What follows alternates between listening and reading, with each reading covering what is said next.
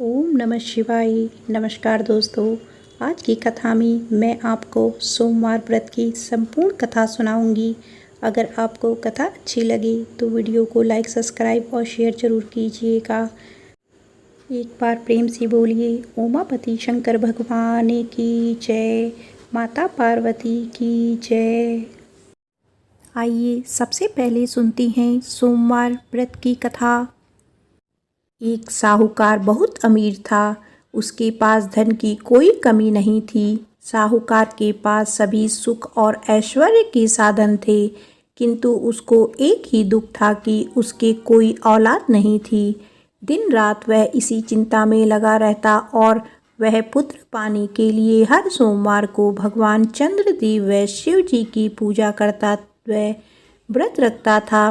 साहूकार के भोलेनाथ के प्रति ऐसी भक्ति देखकर एक बार माँ पार्वती जी ने शिव जी से कहा, हे नाथ, ये साहूकार आपका अनन्य भक्त है और सदैव ही आपका व्रत और पूजा भक्ति भाव से किया करता है। आप कृपया करके इसकी मनोकामना पूर्ण कर दें।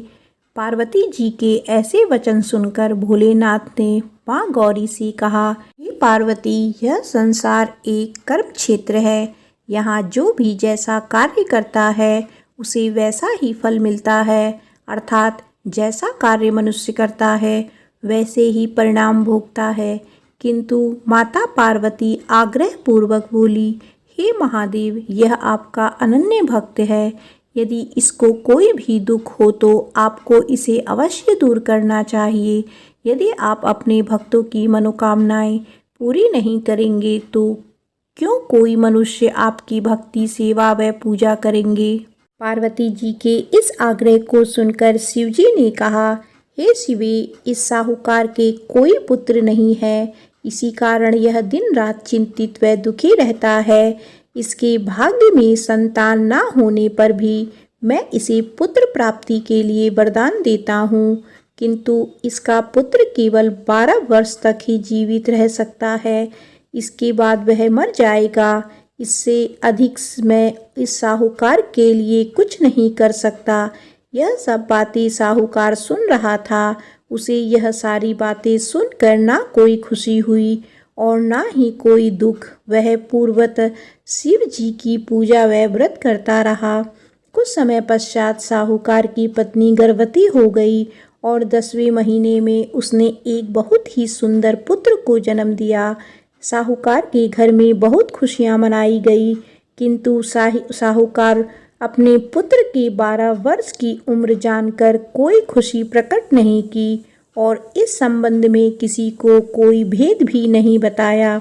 वह बालक धीरे धीरे बड़ा होने लगा। जब वह बालक 11 साल का हो गया तो बालक की माता ने साहूकार से उसके विवाह के लिए कहा, किंतु साहूकार ने कहा कि मैं इसे काशी जी पढ़ने भेजूंगा। साहूकार ने अपने साले को बुलाकर कहा कि तुम इस बालक को काशी पढ़ाने ले जाओ और इसे विधिवत शिक्षा ग्रहण कराओ। साहूकार ने उसको बहुत सा धन देकर कहा कि रास्ते में जहाँ कहीं भी ठहरो वहाँ यज्ञ और ब्राह्मणों को भोजन कराते जाना।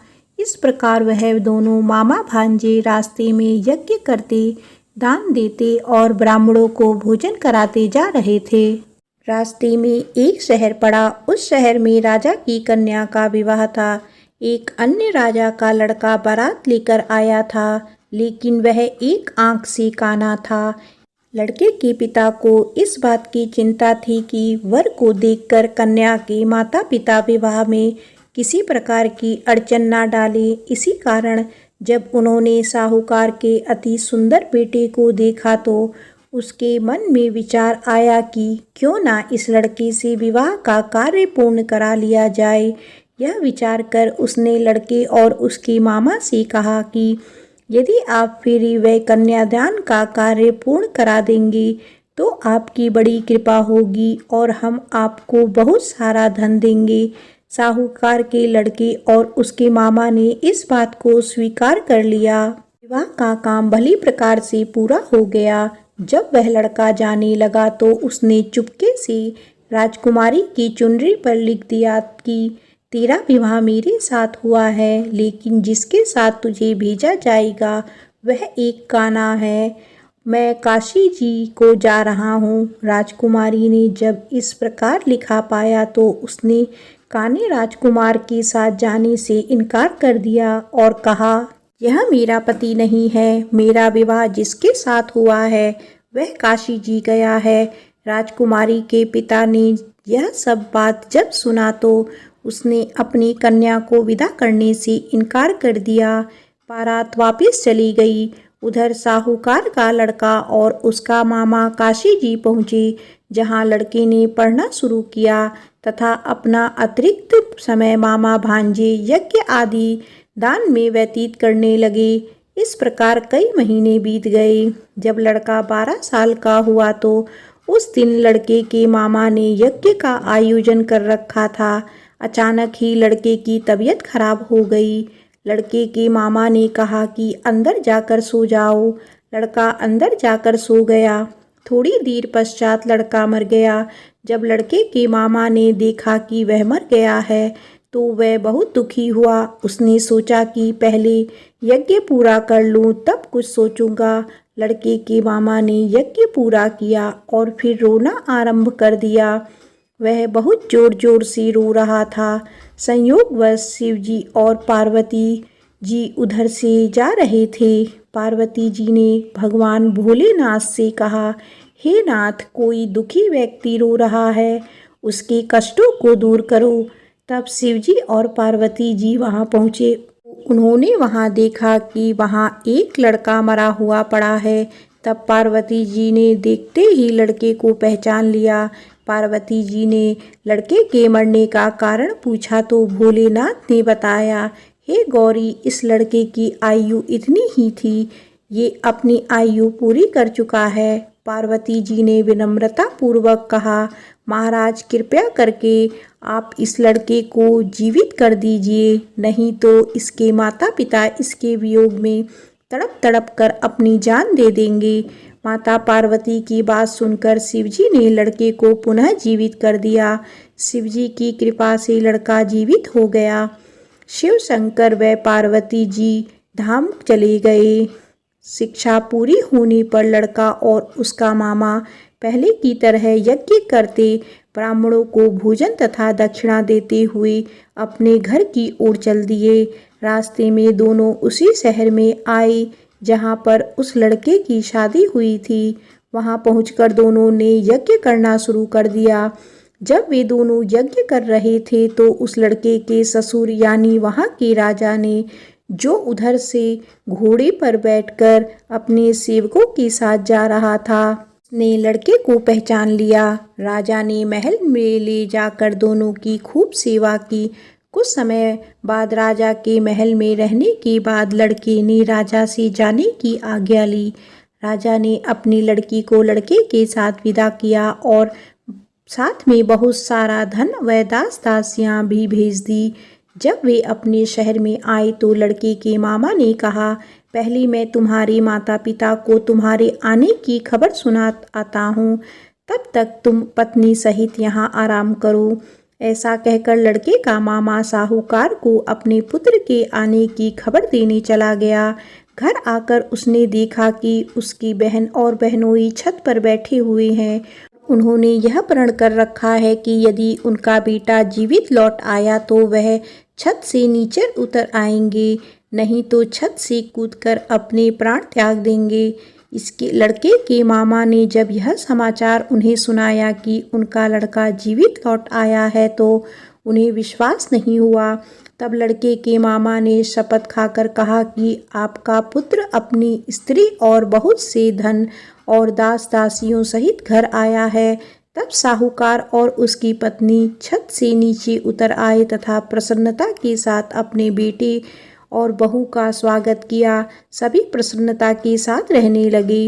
इस प्रकार भक्ति भाव से जो भी प्राणी सोमवार के व्रत का पालन करता है तथा प्रेम पूर्वक इस कथा को सुनता या पढ़ता है तो उसके सभी कष्ट दूर होते हैं, सभी मनोकामनाएं पूर्ण होती हैं और इस लोक में सभी सुख सुविधाओं को भोग कर अंत में उसे शिवलोक की प्राप्ति होती है। इस प्रकार सोमवार के व्रत को 16 सोमवार तक करें, फिर उद्यापन करें। इस व्रत के प्रभाव से मानव को सभी प्रकार के सुखों की प्राप्ति होती है। बोलो उमापति शंकर भगवान की जय, माता पार्वती की जय। आइए सुनते हैं 16 सोमवार व्रत कथा। भगवान शिव अपनी पत्नी पार्वती के साथ एक बार घूमते हुए धरती के अमरावती शहर पहुँचे। वहाँ शिव जी का एक बड़ा सा मंदिर राजा ने बनवाया था। शिव पार्वती दोनों को वह मंदिर पसंद आया, इसीलिए दोनों वहीं रहने लगे। कुछ दिनों बाद माँ पार्वती ने भोलेनाथ से कहा, प्रभु मुझे चौसर खेलने की इच्छा है। भगवान ने सारा इंतजाम किया और दोनों आराम से चौसर खेलने लगे। तभी वहाँ मंदिर के पुजारी आ गए। पुजारी को आता देख माँ पार्वती ने पूछा, आप बताइए हम दोनों में से कौन यह खेल जीतेगा। जवाब में उन्होंने कहा, महादेव ही जीतेंगे। जैसे ही चौसर का खेल खत्म होने लगा तो पार्वती माँ जीत गई। माता पार्वती ने पुजारी की बात गलत साबित होने पर उन्हें झूठ बोलने की सजा के रूप में श्राप देकर कोढ़ी बना दिया। फिर पार्वती शिव के साथ कैलाश लौट गई। अब लोग उस कोढ़ी पुजारी से दूर भागने लगे। राजा ने भी उसे मंदिर के कार्य से मुक्त करके किसी दूसरे ब्राह्मण को मंदिर का पुजारी नियुक्त कर दिया। कोढ़ी पुजारी भी उसी मंदिर के बाहर बैठकर अपने लिए भिक्षा मांगने लगा। कुछ दिनों बाद उस मंदिर में स्वर्ग से अप्सराएं आईं। पुजारी को देखकर उन्होंने उनकी हालत का कारण पूछा। उसने माँ पार्वती द्वारा मिले श्राप के बारे में उन्हें बता दिया। सारी बातें जानने के बाद अप्सराओं ने पुजारी को पूरे 16 सोमवार तक विधिवत व्रत रखने के लिए कहा। पुजारी को इस पूजा की विधि नहीं पता थी, तो उसने अप्सराओं से इसके बारे में पूछा। उन्होंने बताया कि हर सोमवार को सूर्य उदय से पहले उठना होगा। फिर नहाकर साफ कपड़े पहनने के बाद गेहूं के आटे से 3 अंग बनाना। उसके बाद घी से दीपक जलाते हुए गुड़, बेलपत्र, अक्षत, नैवेद्य, फूल, चंदन, जनेऊ लेकर संध्या के समय सूर्यास्त से पहले प्रदोष काल में भोले बाबा की पूजा करना। पूजा करने के बाद एक अंग शिव शंभू को अर्पण करना और एक खुद ग्रहण करना। उसके बाद बचे हुए अंग को आसपास के लोगों में प्रसाद के रूप में बांट देना। इस तरह पूरे 16 सोमवार करने के बाद 17वें सोमवार को आटा लेकर उसकी बाटी बनाना। फिर उसमें घी के साथ गुड़ डालकर चूरमा तैयार करना। इसका शिव जी को भोग लगाकर इसे आसपास मौजूद सभी लोगों को प्रसाद के रूप में बांटना। इस तरह से व्रत करने से भगवान शिव तुम पर प्रसन्न होकर कोढ़ की समस्या दूर कर देंगे। ये सारी बातें बताकर सभी अप्सराएं स्वर्ग लौट गई। उनके लौटने के बाद पुजारी ने हर सोमवार को विधिवत व्रत और पूजन किया। 16 सोमवार पूरा करने के बाद 17वें सोमवार को सबको प्रसाद बांटते ही उसके कोढ़ की समस्या दूर हो गई। पुजारी के ठीक होने पर राजा ने दोबारा उस मंदिर में पूजा पाठ करने का जिम्मा उसे सौंप दिया। होते होते एक दिन दोबारा भोलेनाथ अपनी पत्नी पार्वती जी के साथ उसी मंदिर में पहुँचे। पार्वती जी ने जब देखा कि वो कोढ़ मुक्त हो गया है, जो उन्होंने पुजारी से पूछा कि ऐसा कैसे हुआ। जवाब में पंडित ने उन्हें 16 सोमवार व्रत करने की अपनी कथा के बारे में बताया। पुजारी की बात सुनकर माँ पार्वती काफ़ी खुश हुई। उन्होंने भी 16 सोमवार व्रत रखने की ठान ली। इसके लिए माँ पार्वती ने पुजारी से पूरी विधि जानने और उसके नाराज बेटे कार्तिक को वापस लाने के लिए नियम से व्रत करने लगी। 17वें सोमवार को जब उन्होंने सबको प्रसाद बांटा तो उसके कुछ दिनों बाद ही कार्तिकेय लौट आए। उन्होंने माँ पार्वती के पास पहुंचकर पूछा, माता, अचानक कुछ हुआ कि मेरा सारा गुस्सा ही खत्म हो गया। क्या आपको कोई उपाय किया था? जवाब में पार्वती जी ने 16 सोमवार के व्रत की कथा सुनाई। यह सुनकर कार्तिकेय को भी 16 सोमवार का व्रत करने का मन हुआ, क्योंकि वो अपने मित्र ब्रह्मदत्त से दूर हो जाने से दुखी था। माता पार्वती से 16 सोमवार व्रत की विधि जानकर उन्होंने परदेश गए अपने दोस्त ब्रह्मदत्त की वापसी की मनोकामना के साथ व्रत शुरू किया। पूरे 16 सोमवार व्रत करने और उसके विधि विधान से समापन करने के कुछ ही दिनों बाद कार्तिकेय का दोस्त लौट आया। वापस आने के बाद ब्रह्मदत्त ने कार्तिकेय से पूछा, आखिर ऐसा क्या किया तुमने कि मेरा मन बदल गया? मैं बिल्कुल भी वापस आना नहीं चाहता था, लेकिन एकदम तुम्हारा ख्याल आया और मैं लौट आया। कार्तिकेय ने भी अपने दोस्त ब्रह्मदत्त को 16 सोमवार व्रत की महिमा के बारे में बताया। इसके बारे में जानने के बाद ब्रह्मदत्त ने भी व्रत रखना शुरू कर दिया। व्रत खत्म होते ही वह अपने दोस्त कार्तिकेय से विदा लेकर यात्रा पर निकल गया। दूसरी नगर पहुंचते ही ब्रह्मदत्त को पता चला कि राजा हर्षवर्धन ने अपनी बेटी गुंजन के विवाह के लिए स्वयंवर रखा है। राजा की प्रतिज्ञा है कि उनकी हथनी जिस भी लड़के के गले में माला डालेगी वही उसकी बेटी से विवाह करेगा। उत्सुक होकर ब्राह्मण भी महल पहुंच गए। वहां कई सारे राजकुमार थे। उसी वक्त हथनी ने अपने सूंड में माला उठाई और ब्रह्मदत्त के गले में डाल दी। राजा ने अपनी प्रतिज्ञा को पूरा करने के लिए ब्राह्मण ब्रह्मदत्त से अपनी बेटी का विवाह करवा दिया। शादी के बाद ब्राह्मण से उसकी पत्नी ने पूछा, आखिर आपने ऐसा कौन सा अच्छा कार्य किया है कि हथनी ने सबको छोड़कर आपके लिए मेरे को चुना? ब्रह्मदत्त ने उसे 16 सोमवार व्रत के बारे में बताया। राजकुमारी ने यह सब जानने के बाद अपने पति से विधि पूछकर व्रत करना शुरू कर दिया। व्रत के समापन के बाद उसने एक सुंदर सा बेटा हुआ, जिसका नाम गोपाल रखा गया। गोपाल जब बड़ा हुआ तो उसने अपनी माँ से पूछा, आखिर मैं आपके ही घर पैदा क्यों हुआ? कौन सा शुभ कर्म आपने किया था? गोपाल को उसकी माँ गुंजन ने 16 सोमवार व्रत कथा सुनाई। गोपाल ने भी शिव शंकर की महिमा जानने के बाद बड़े से राज्य को पाने की चाह में 16 सोमवार व्रत रखना शुरू कर दिया।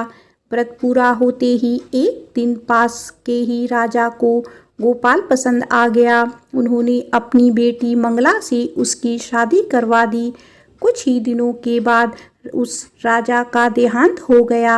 अब गोपाल ही पूरा राज्य संभालने लगा। गोपाल ने भगवान शिव को धन्यवाद करते हुए कहा, दोबारा 16 सोमवार का व्रत रखा। इसके समापन के दिन उसने अपनी पत्नी से भी सभी सामग्री पास के शिव मंदिर तक पहुंचाने के लिए कहा। मंगला ने खुद जाने के बजाय पूजा की सामग्री कुछ सेवकों के हाथ मंदिर तक पहुंचा दी। उसी दौरान आकाशवाणी हुई, राजन, तुम्हारी पत्नी ने 16 सोमवार व्रत का आदर सम्मान नहीं किया। अब तुम उसे अपने महल से तुरंत निकाल दो, वरना तुम्हारा सब कुछ खत्म हो जाएगा। गोपाल ने अपनी पत्नी को अपना आदेश ना मानने और भगवान शिव के अनादर के लिए महल से निकाल दिया। अब वह भूखी प्यासी दर दर भटकने लगी। उसे जो भी सहारा देता उसका सब कुछ चौपट हो जाता था। एक दिन उसने एक बुढ़िया की सूत की गठरी को छुआ तो सारा सूत हवा में उड़ गया। फिर उसने एक तेनाली ने रहने के लिए घर दिया तो उसके सारे तेल के मटके खुद ब खुद टूटने लगे। ऐसी मनहूसियत को देखते हुए हर किसी ने उसे अपने यहाँ से निकाल दिया। अब उसकी कोई मदद नहीं करता था। प्यास के मारे जब वो किसी नदी के पास पानी पीने के लिए पहुँचती तो वो नदी सूख जाती। फिर एक दिन वह जंगल में पेड़ के नीचे छाँव पाने के लिए बैठी। उसी वक्त वह पेड़ सूख गया। देखते ही देखते सारे हरे भरे पेड़ सूखने लगे। कुछ देर बाद वो एक तालाब में पहुंची। वहां का पानी जैसे ही उसने छुआ उस पर कीड़े पड़ गए। यह सब देखकर वो हैरान हो गई और उसी कीड़े वाले पानी को उसने पी लिया। भटकते भटकते एक दिन रानी पुजारी के पास पहुंची। उसे देखकर पुजारी समझ गया कि इसके साथ कुछ सही नहीं चल रहा है। उसने रानी को मंदिर में ही रहने की इजाज़त दे दी। रानी मंदिर में सब्जी या फल को हाथ लगाती तो वो सड़ जाते, आटे को छूती तो उसमें कीड़े पड़ने लगते, पानी से बदबू आने लगती। यह सब देखकर पुजारी ने कहा, लगता है तुमसे कोई बड़ा अपराध हुआ है, जिससे नाराज होकर देवताओं ने तुम्हें दंड दिया है। इस बात के जवाब में रानी ने पुजारी को शिव की पूजा करने के लिए सामग्री से जुड़ी पूरी कहानी बता दी। यह बात जानने के बाद पुजारी बोले, तुम कल से ही 16 सोमवार का व्रत करना शुरू करो। इससे प्रसन्न होकर भोलेनाथ तुम्हें माफ कर देंगे। पुजारी से 16 सोमवार की विधि समझने के बाद अगले ही सोमवार से रानी ने व्रत रखना शुरू कर दिया। पुजारी उसे हर सोमवार को व्रत कथा भी सुनाते थे। 17वें सोमवार को जैसे ही रानी ने अपने व्रत का समापन किया, वैसे ही राजा को अपनी पत्नी की याद आई। उन्होंने अपने सैनिकों को उसकी खोज में भेजा और घर वापस लाने का आदेश दिया। सैनिकों को जब पता चला कि वो मंदिर में रह रही है, तो उन्होंने रानी को अपने साथ चलने की प्रार्थना की। तभी पुजारी वहां पहुंचे और सैनिकों को वापस महल लौटने के लिए कहा। राजा को जब पता चला कि उसकी पत्नी मंदिर में है, तो वो उसे लेने के लिए वहां पहुंचे। उन्होंने पुजारी से माफ़ी मांगी और सब कुछ बताया। पुजारी ने भी कहा कि यह सब भोले का प्रकोप था, आप अपनी पत्नी को ले जाइए। राजा और रानी के महल पहुंचते ही वहां खुशियां मनाई जाने लगी। खुशी के मारे राजा ने पूरे नगर में मिठाई बंटवाई और ब्राह्मण व निर्धनों को खूब दान दिया। अब रानी महल में भगवान शिव की पूजा और 16 सोमवार का व्रत रखते हुए खुशी खुशी रहने लगी। प्रेम से बोलो उमापति शंकर भगवान की जय।